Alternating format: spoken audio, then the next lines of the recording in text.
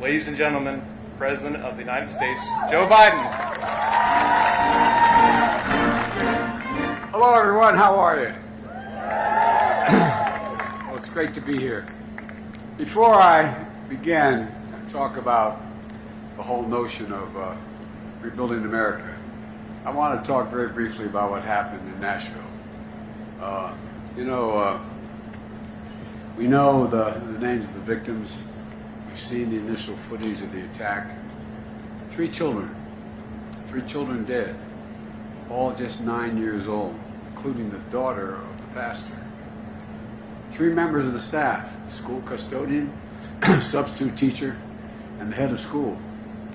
I spoke with one of the, actually it was the governor's wife. The governor was telling me his wife was about to have dinner that night with her. There's still more to learn about what happened, but there's plenty we do know. We know that this family's worst nightmare, the family's worst nightmares occurred. I've lost a child, not to that. I've lost a child in an accident and to cancer. But I tell you, there's nothing like losing a child, particularly the more senseless it is, the more devastating the impact on you. It's absolutely heartbreaking. And it's senseless. You know, those children should all be with us still. By the way, have a seat if you have one. They should still be with us. As a nation, this is not hyperbole, as a nation we owe these families more than our prayers. We owe them action. You know, we have to do more to stop this gun violence, ripping communities apart, ripping apart the soul of this nation. Protect our children so they learn how to read and write instead of duck and cover in the classroom. You know, we need to act. These are weapons of war. I'm a Second Amendment guy. I have 2 shotguns. My sons have shotguns. You know, but our states, you know, everybody thinks somehow the Second Amendment is absolute. You're not allowed to go out and own an automatic weapon. You're not allowed to own a machine gun. You're not allowed to own a flamethrower. You're not allowed to own so many other things. Why in God's name do we allow these weapons of war in our streets and at our schools? According to law enforcement, the shooter at this horror had 2 assault weapons and a pistol. And what in God's name are we doing? These guns are the number.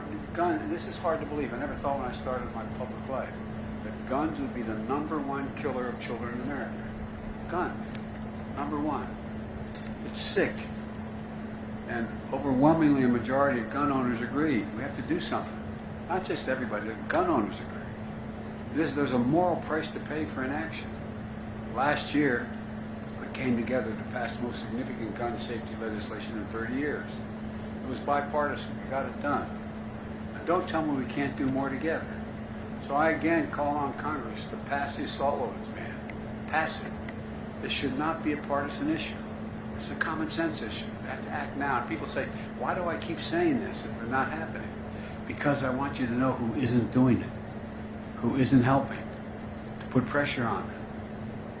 You know, I know you see on television, it's not just merely the weapon in terms of that it's semi-automatic in effect, but the velocity with which it comes out of that muzzle, what it does when it hits the body. Most bullets would go just straight through and out, but it blows up once it's inside your body. What in God's name does anyone need that for in America?